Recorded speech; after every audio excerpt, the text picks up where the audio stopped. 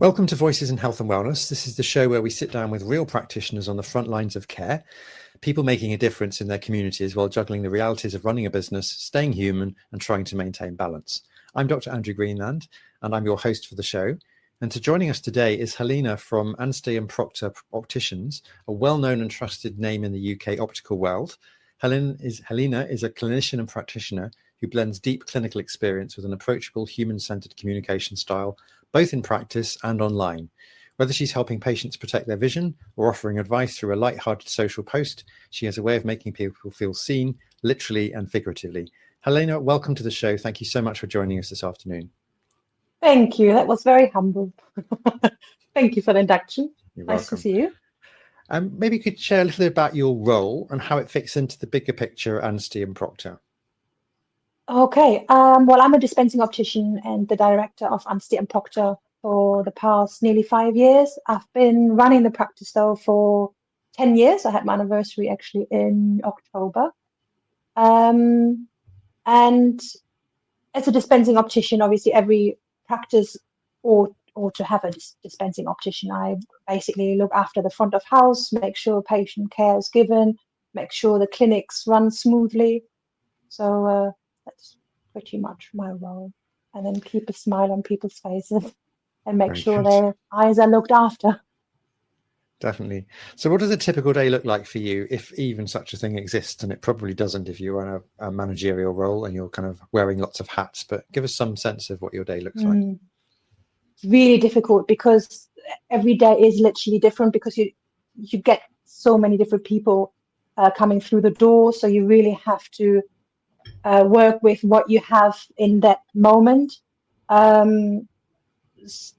So if I'm on the shop floor on the day, it'll be the running of the daily clinic from making sure they're pre-screened, they're arranged properly, they're booked properly, or if there are any emergency eye cares, I triage them to see which direction they've got to go, whether it's to be referred to the hospital or whether they need an appointment.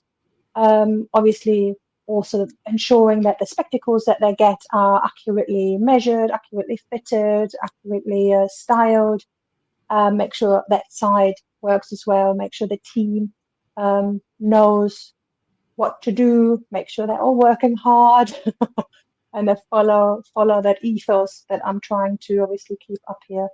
But every day is so different. And then the little bits like what we do now, the social media, the chatting to the community, you just have to squeeze that in wherever you can. But at the forefront is always the running of the clinic to make that run smoothly. And the bookkeeping, the admin, you juggle that in between wherever you can, whenever you can. Tell us a little bit about Anstey & Proctor. Give us some sort of sense of what the setup is there, what is your team, and how big is the operation? So Anstey & Proctor has been an eye care provider for 90 years now. So we've got a huge patient database. We've got third and fourth generation of patients come. And it's changed names obviously over the years. But the core value to provide eye care with obviously advanced services like scans is sort of what you go with the time, but it's still the core value of a traditional eye examination, traditional eye care is still there. We have 3 test rooms, so we try to run double clinics at least every week. We've got 2 resident optoms and then 2 optometrists that are locums, and the shop floor team consists of about 4 or 5 of us, and then obviously we work different shifts depending on what the rota is, what they can do. I'm also practice educational lead, so I'm a PEL to a dispensing optician who's in her final year now, and then a new starter. She will hopefully start the course in the new year. And then we've got another qualified dispensing optician on the shop floor as well, and then a couple of receptionists. Got it. You mentioned a little bit about your ethos. So you mentioned the word ethos earlier. And what is your ethos for the business? I think to be authentic is definitely one. To really try to get to the bottom of what the patients at the time maybe problems are, to help understand them, ensure that they're comforted, their visual needs are met, that we work together as a team, that we provide the best eye care that we can possibly do, ensure that we communicate that well, ensure they feel welcomed, ensure that they're so welcome that they come back again. That's obviously the main aim, for them to return and be comfortable with what we provide, but definitely authentic style of communication, and be honest with them and help them wherever you can. That's sort of, I think, my ethos I like to share, implement to the team members. I think And it works well. They're is, all doing very well. no, I think Sorry. authenticity is absolutely key in any branch of healthcare. But you've been in this space for a while. Have you noticed any changes in how people, members of the public, are approaching eye health and wellness recently? I think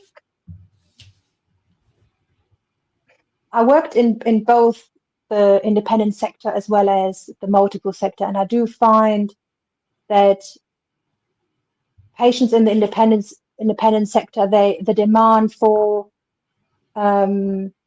detailed care is definitely bigger. They come because they know they're going to get attention. They know they will receive detailed eye care services. And I think over the years, how it's changed is that the demand has grown. So I feel they need even more attention than back 20 years ago when I was in optics first. And I think that's definitely changed. They're also inquisitive. They want to know more about technology. They can see technology is changing. So it's a good thing, because they're perceptive to it. They want to know, oh, what is this scan? Oh, what does this do? Oh, do you have a new equipment? And they're more knowledgeable, I think, about technology and technology changes. So that's definitely a change, I find. Interesting. And thinking about the high street, so I don't know, you're an independent brand, is that right? Yeah. So obviously there are some big chains, and there's lots of stuff going on online in this space. What's your kind of take on that, and how do you kind of handle the competition for these services? I think people choose what meets their demands. Patients who want the quick in and out, and they just want to, quickly have a pick a spare pair of specs and just be okay if they don't communicate much to anybody, and that's fine. I think those patients wouldn't necessarily come to us. They usually come for the energy in the practice, for the products that we have that are just a little bit more bespoke, a bit more different. So I think they're good at what they do, but it just meets a different clientele. I think that's maybe fair to say. In the online business, obviously, I can't change it. I see a lot of patients that try to get glasses online and it just didn't work, and then they come back again and say, Helena, you won't like me, but I've tried to go online, but now I'm back again, and please help me, it didn't work. And it's out there. People experiment, they try, and whatever works. I don't want to diss the chains. I don't want to diss the online market. There are people behind all of that as well that trying to make it work, but it doesn't always work. But that's where we come in, where we can spend a little bit more time with them, I suppose. Or we try to spend a bit more time and give them a little bit more of a bespoke product and service. Interesting. So apart from giving them more time and attention, is there anything else that you've had to do to kind of differentiate yourself from these other providers? I think to keep up to date with the equipment is one huge thing.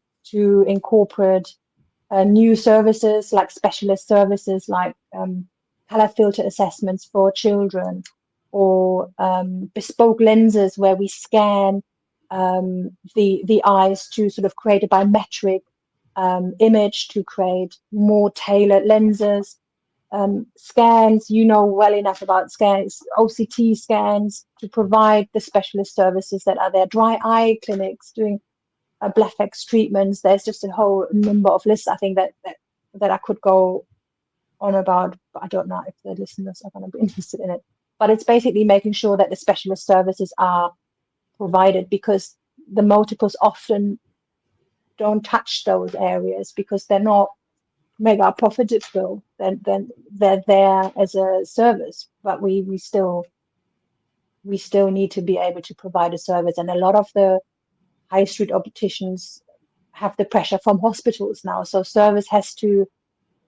you have to provide specialist services, because the hospitals and GPs that they don't see them for a lot of it to start with. They often say, "Oh, have you seen your optician first?" So to be able to provide emergency eye care and triage services, I think is definitely a big thing here. So for us on the shop floor to be trained in those areas is important, because we filter a lot before they just go to A&E.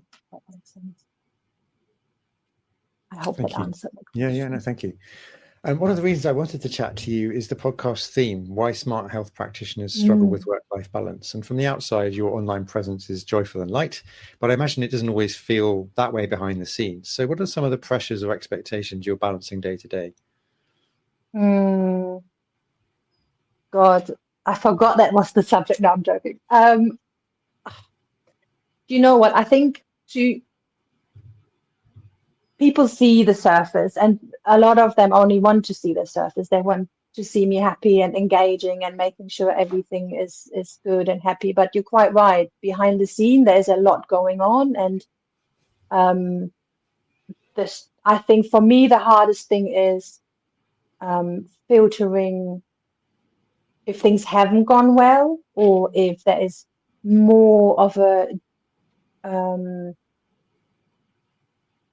more care needed within a team, for example, or if there is that they really get to me. So if people are not happy around me, I take that home massively, and I really shouldn't. But that's one thing I think that's difficult to juggle at times, the constant tearing from all sides. They need something answered, they need something from you, even though you try to give as much as you can. But at times you have to sort of sit back a little bit and step back maybe for a second and say, actually, let me try to see it from a different angle to maintain my own sanity. Because even though you want to try to find an answer quickly and help them quickly, it doesn't work like that. So this stepping back at times is needed for sure, because you do get bombarded with a lot of need for help and questions all the time. So that, I think, is the hardest thing to juggle for me. Is there anything that you do to stay grounded in the face of what you've just said? Yes, I try to literally ground myself wherever I can. I've got a really lovely network within my community now, which help a lot. I've lived in London for 13 years, and you can probably hear I'm not from the UK. I'm born in Germany. And I moved over here when I was 18, and it took a long time to sort of find that support. I've got a partner as well who is very, very supportive. But I think staying in touch with nature is probably one thing that I'll definitely would recommend, and that helps me a lot. I started even just to go for a gentle walk in the evenings or on the weekends, wherever I can, just go for a walk, get out there. I wild swim. I love wild swimming. That really helps me hugely. However, it's getting a bit too nippy, so that's not very great. Just getting a little bit too cold. And the swimming pools, as you may know, they're just very, very crowded. It doesn't help me relax. And try to be active. At times, I also find they come in phases. So I used to have a phase where I played badminton a lot, almost 3-4 times a week. And if one might have enough of that at a time, maybe find a different balance or different activity. and get back to that perhaps later. So that helps me as well, not to get deflated. Oh, I haven't gone to the gym, or I haven't gone badminton. Just find something else to help you ground. And that sort of helps me a little bit to make sure I stay active, stay on with fresh air, be with nice people. That always helps, even if it's just going for coffee with a friend. So I think the communication with good people and surround yourself with like-minded people, that helps me a lot as well. Thank you. And we're a few years past COVID. I'm just curious to know how COVID affected the business, and has it affected how you do things now? Are we still looking at the aftermath of COVID even now in 2025 in the line of work that you're in? COVID was really difficult. It was a tough time. We had to furlough the team. We had to put a lot of measures in place to protect us and the public. I think from my perspective, I think we've come out stronger though. The practice is getting busier. We've got a lot of new patients. So COVID was tough, and we deal with long COVID now. But from my perspective, I think we're on a very good path here, and I don't think there are many things that have affected us negatively since COVID. People have become a little bit more wary of healthcare, I think. Little bits and bobs we obviously kept in place, like the sanitization, the cleaning of using sanitizers, and little routines had sort of stayed with us, or wearing masks on occasions, being more mindful of, if you don't feel well, don't come in practice. The team is a little bit more aware of that as well, to actually maybe today I shouldn't go, or this week because I have a cold coming, I can feel it. Or patients as well, if they say, oh, do you know what, I'm not feeling very well, even if it's just a cold, I think they're a bit more aware of, you know what, I don't really even want to give anybody a cold either.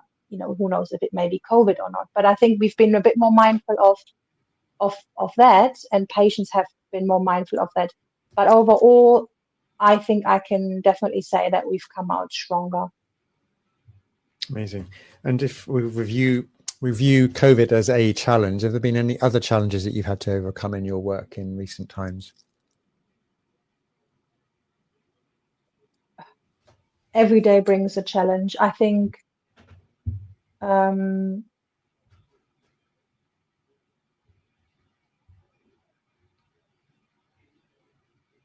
my biggest challenge is how to handle the challenges. So there are definitely things I need to improve, and I'm trying to improve how I take the challenges. So, for example, like I said earlier, not to take them too hard, because I can't change if somebody feels a certain way. I can try to make them feel better, but I think how I filter things is my biggest challenge I'm trying to work on. And the rest will all fall into place. The practice is a big practice, and the building is from the 1700s. So there is a lot of challenge that comes on a day-to-day basis, just because of the size of this undertaking. Patients are lovely. I wouldn't do this if I don't love what I do. I really wouldn't. And I think that's what keeps me doing it, because I really enjoy it. And they're just part of, the challenges that come, or they're just part of it.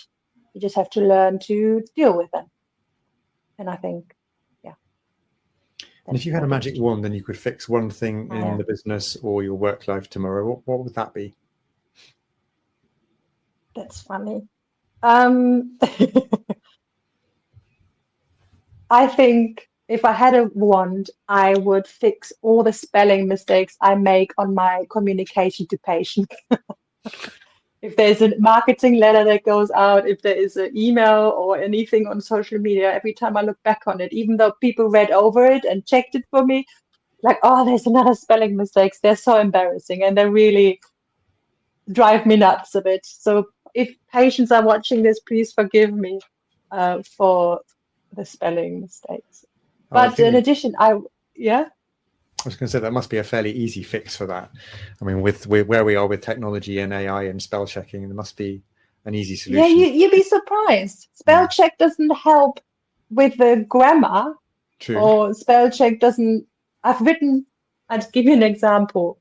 So obviously we have a wreath making every year. So we do community events as well, and we get together or bring the community together and try to engage with them and do something nice. And being German, I'm a big lover of Christmas. I do a yearly wreath making. But instead of saying mince pie, I said minced pie. So please come and have a minced pie. Spellcheck didn't pick up on it, unfortunately. So there you go. But then the other thing I would do with my magic wand is put genuine smiles onto people's faces. I think that's sometimes what I miss, because I'm quite an optimist and I'm quite positive and I can be overwhelming, and I do know that. But I think if everybody just sort of can have this little bit more of warmth and love and kindness and smile and in them, I think that would make our place a better place. And That's lots of lovely. other things, including war, health. There are obviously definitely things I would change with a wand, but I think the imminent things are these little things that would just make my life a little bit easier. Lovely. And if you were starting your journey again from scratch tomorrow, with knowing everything that you know now, is there anything you would do differently if you had your time again? God, Andrew. Um, okay.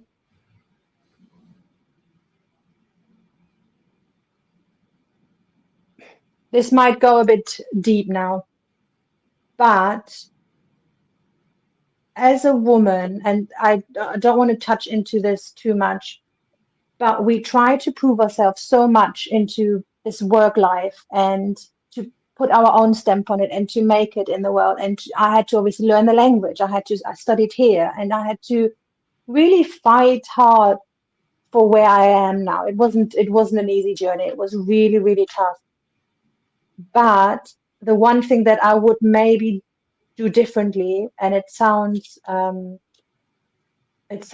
maybe silly to some people, but to just step back sooner and say, okay, what do I actually need from a female perspective? For example, I haven't got children. I would maybe, because it's just um, a little bit late, or might be too late, but I would maybe have changed that. I would have maybe had children when I was younger, so that I'm not in that situation where I am now, where I'm like regretting that a little bit. So if there are other women that are trying to do business and trying to go into the business world and be entrepreneurs, that's fantastic. But don't miss that little time that you have as a woman to conceive naturally. So I think that's something that I would definitely have done differently. So thank you for that very honest answer. And finally, if we was to say that you had 100 new clients that came through the door tomorrow, Anstey and Proctor, what would Oh, break wow. first, or would you be able to handle them all? I think I'll open the bottle of Prosecco first. Keep them all happy. um, what would break first? Nothing. Because I'm in the UK. Let's face it. People love queuing. I would create a queue outside a shop. That's it. Easy fix. No Okay, problem. We wouldn't break. They don't perfect. mind. Queuing is in your genetics. It's a British tradition. You're right. Oh, totally. I So love no it. problem. People, you Um, can come. Feel welcome to. and looking ahead, what do you Yeah. envisage things doing over the next 6 to 12 months? Do you have any particular plans for the business or your work? Hmm. Um, as I said earlier, my student, she's in her final year now. So to help her and support her wherever I can is means a lot to me, so that she will qualify. That's definitely one thing that's a huge focus in the next 6 months. And also, I'm trying to increase the team. So I'm trying to look for another option right now. So that's definitely one thing also that I'm focusing on to increase availability, clinic availability for less waiting times. Yeah, Helena, I thank you think. so much. On that note, I'd like to thank you for your conversation. It's been very refreshing. Thank you for your honesty, your authenticity. I love how grounded your approach is. It's clear you care deeply about people, both in the practice and beyond. So thank you very much for your time. Appreciate it. Thank you.